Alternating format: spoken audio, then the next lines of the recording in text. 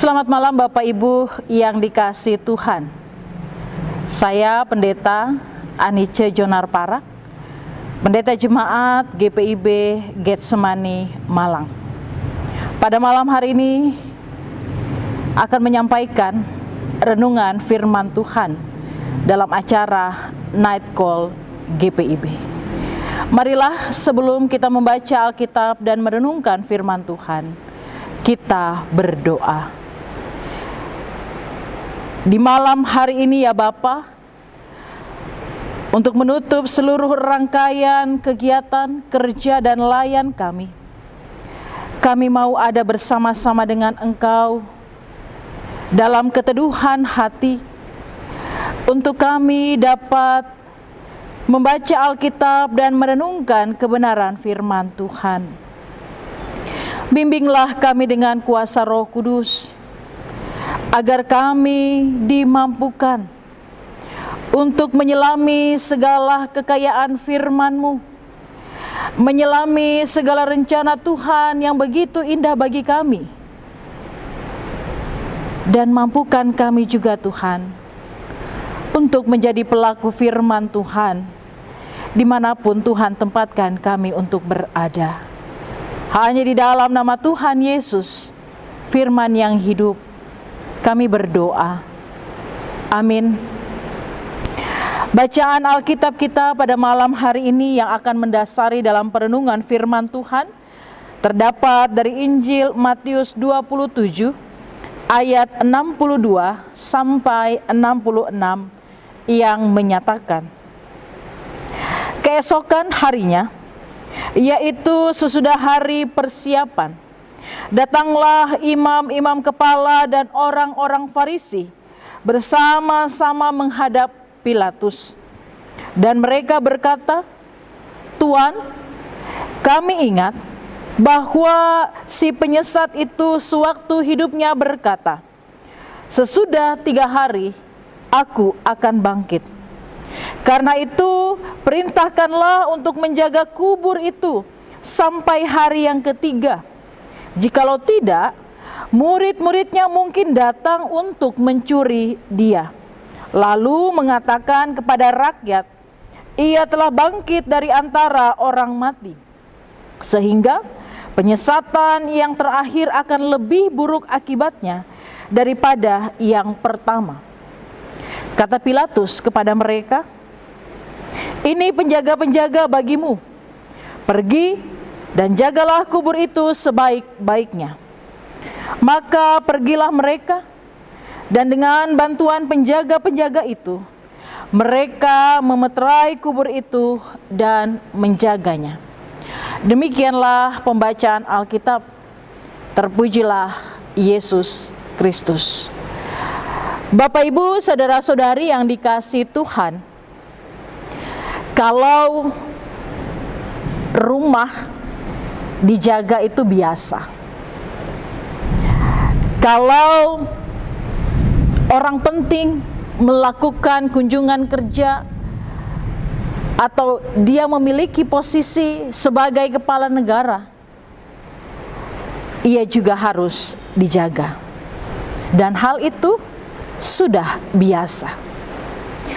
Tetapi kalau kita berbicara bahwa kubur dijaga, mungkin bagi kita sulit sekali untuk kita bisa mengerti. Karena kubur adalah tempat di mana orang mati dimakamkan. Dan kalau orang sudah mati, apalagi yang perlu dijaga? Kecuali mungkin orang mati itu membawa barang berharga, berlian, dan lain sebagainya. Tetapi inilah yang terjadi dari kubur Yesus. Kubur Yesus dijaga dengan ketat oleh para prajurit Romawi. Bahkan tidak hanya itu saja. Kubur Yesus pun ditutup dengan batu besar dan dimeterai atau disegel. Artinya, tidak ada seorang pun yang dapat membuka kubur itu. Jika ada yang berani membukanya, maka orang itu akan ditangkap dan diproses ke pengadilan sebagai orang yang dituduh membuka segel atau meterai kerajaan. Itu yang terjadi. Tetapi Bapak Ibu saudara-saudari yang dikasihi Tuhan, mengapa hal ini bisa terjadi? Bukankah Yesus sudah mati? Mengapa kuburnya harus dijaga dengan sedemikian rupa oleh para penjaga, ditutup dengan batu besar, bahkan juga diberikan meterai? Ternyata hal ini tidak terlepas dari apa yang diingat oleh para imam kepala dan orang-orang Farisi di dalam bacaan kita pada saat ini. Mereka teringat pada nubuatan yang Yesus katakan bahwa Dia akan bangkit dari antara orang mati pada hari yang ketiga. Dan imam kepala, orang-orang Farisi mulai memikirkan kemungkinan bahwa para murid Yesus akan berusaha untuk mencuri jenazah guru mereka dan kemudian akan menyebarkan berita bahwa Yesus sudah bangkit. Jika hal ini dibiarkan, menurut para imam kepala dan orang-orang Farisi, reputasi mereka akan dipertaruhkan. Oleh karena itu mereka harus datang kepada Pilatus. Mereka memohon kepada Pilatus untuk mengirimkan penjaga-penjaga agar penjaga-penjaga tersebut menjaga kubur Yesus demi mencegah apa yang mereka khawatirkan. Pada intinya, tidak boleh ada celah sedikit pun menurut perhitungan mereka secara manusia bahwa Yesus itu bisa bangkit. Batu besar yang tertutup rapat dan tersegel menjadi penghalang. Belum lagi para penjaga, para prajurit Romawi yang terlatih dan bersenjata lengkap menjaga kubur Yesus. Mereka berpikir bahwa para murid tidak akan mungkin bisa membangkitkan Yesus dan mencuri jenazahnya. Walaupun di sisi lain ada satu hal yang tidak diketahui oleh para imam kepala dan orang-orang Farisi, bahwa pada saat itu para murid sedang tidak berpikir untuk mencuri jenazah Yesus, sedang tidak berpikir tentang Yesus yang akan bangkit, karena mereka masih terpaku pada peristiwa kematian Yesus di atas kayu salib. Karena mereka mengalami keputusasaan yang bercampur dengan ketakutan, yang akhirnya membuat para murid memilih untuk bersembunyi dan tidak menampakkan diri di depan umum. Sebab itu, dari sisi para murid, mereka tak akan mungkin membuat rencana untuk mencuri jenazah Yesus. Tetapi hal ini berbeda dengan apa yang dipikirkan oleh para imam kepala dan orang-orang Farisi. Bapak Ibu, saudara-saudari yang dikasihi Tuhan, semua ini terjadi karena para imam kepala dan orang-orang Farisi khawatir dengan apapun yang dikaitkan dengan diri Yesus. Walaupun Yesus telah mati, namun orang banyak masih membicarakan tentang apa yang pernah Yesus katakan tentang kebangkitannya. Mereka menunggu apa yang selanjutnya akan terjadi.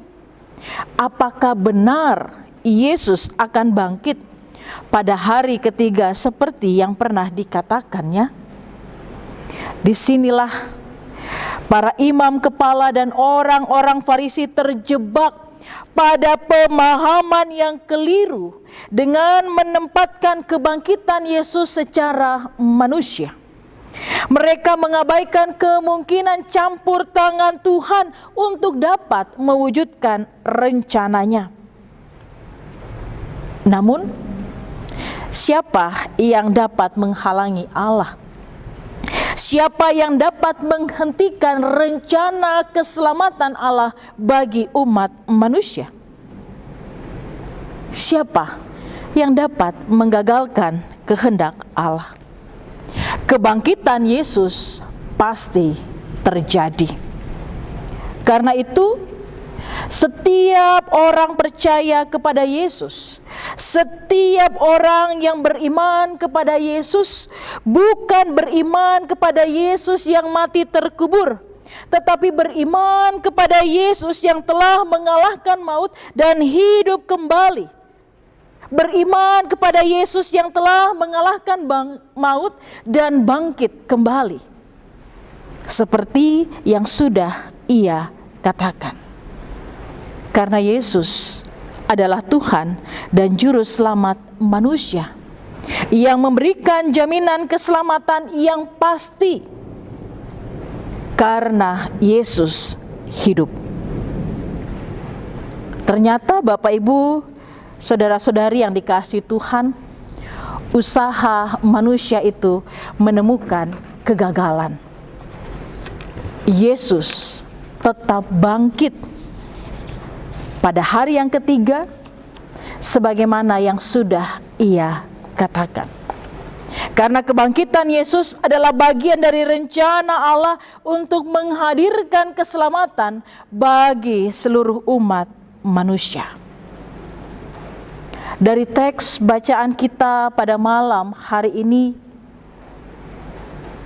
kita dapat melihat, kita dapat merenungkan di tengah-tengah kehidupan kita, agar kita tidak mengulangi kekeliruan pemahaman seperti para imam kepala dan orang-orang Farisi yang tidak berpikir sesuai dengan kehendak Tuhan, yang hanya berpikir atas kehendak mereka dan pemikiran mereka secara manusia, kekhawatiran mereka secara manusia.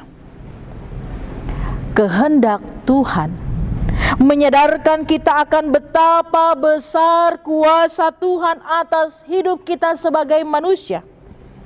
Kuasa Tuhan membangkitkan pengharapan iman kita bagi kita semua, agar kita tetap mengandalkan Dia di dalam seluruh bagian kehidupan kita.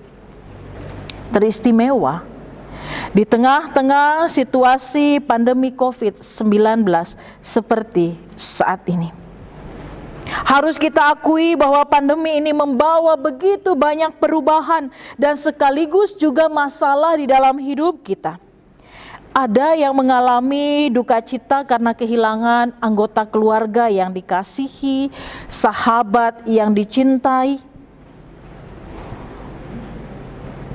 Ada juga yang mengalami pemutusan hubungan kerja karena perusahaan tempat ia bekerja sudah bangkrut atau terkena dampak dari pandemi ini.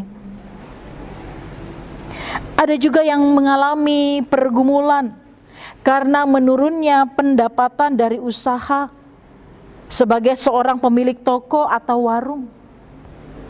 Ada juga yang terpapar dan dinyatakan positif COVID-19 dan harus menjalani isolasi, baik secara mandiri maupun di rumah sakit. Dan masih banyak lagi persoalan-persoalan yang terjadi yang harus dialami dari situasi pandemi seperti sekarang ini. Tetapi Bapak Ibu saudara-saudari yang dikasihi Tuhan, bagaimana dengan kita? Ketika pada malam hari ini, ketika kita ada dalam suasana Sabtu sunyi, sebagaimana kita terdiam di depan kubur Yesus di Sabtu sunyi ini, Ia meminta kita untuk mengingat dan berharap bahwa banyak hal yang terjadi di dalam hidup ini yang tidak selalu seperti yang kelihatan di permukaan. Sabtu Sunyi memang menawarkan suatu keunikan karena ia menjembatani antara peristiwa kematian Tuhan Yesus dengan peristiwa kebangkitannya. Sabtu Sunyi menjadi momen yang melengkapi keutuhan Sang Ilahi yang menjadi manusia. Ia menjadi sebuah ruang yang mewakili kegundahan manusia akan ketidakpastian dan keraguan, sehingga di dalamnya iman diuji dan dipertanyakan. Namun satu hal yang menguatkan kita adalah Tuhan yang selalu hadir dalam setiap ketidakpastian dan keraguan tersebut. Sabtu Sunyi menuntun untuk mempererat relasi iman dan pengharapan kita dengan kuasa ilahi dalam Tuhan kita Yesus Kristus. Kita tidak terpaku terus-menerus pada Yesus yang mati disalibkan, tetapi kita dipersiapkan untuk maju dan menyambut sukacita dalam kebangkitan Tuhan Yesus yang menghadirkan kemenangan bagi hidup kita. Ini menjadi saat yang baik untuk kita membawa dan menyerahkan segala persoalan, tantangan, dan pergumulan kehidupan kita. Membawa segala kegundahan yang kita alami di hadapan Tuhan. Karena Tuhan berkata, kita tidaklah sendirian. You are not alone. Karena kita punya Tuhan yang kita percaya akan terus hadir memberi kekuatan senantiasa. Karena kita percaya Tuhan yang selalu menyertai, memberkati, dan mempunyai rancangan yang indah di dalam kehidupan kita.